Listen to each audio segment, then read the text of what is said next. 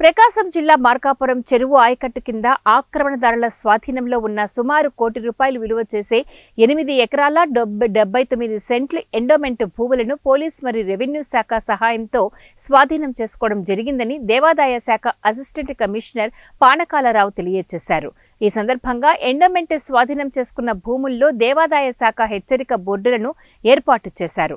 ఈ సందర్భంగా ఆయన మాట్లాడుతూ ఎవరైనా దేవాదాయ శాఖ భూములు ఆక్రమించుకున్నట్లయితే శాఖాపరమైన చర్యలు తీసుకోవడం జరుగుతుందని హెచ్చరించారు.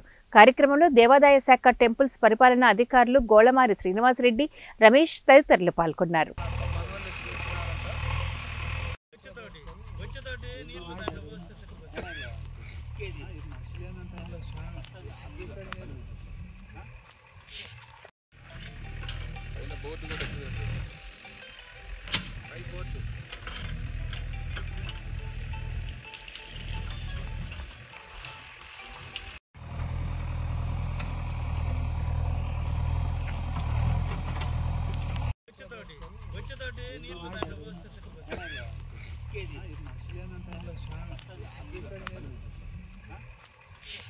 శ్రీ చెన్నకేశ్వర స్వామి దేవస్థానం హక్కుముక్తంలో గల 8 ఎకరాల 75 సెంట్లు ఒక 8 బిట్లుగా ఉన్న దేవస్థానం భూమి ఎప్పుడూ అన్యాక్రాంతమై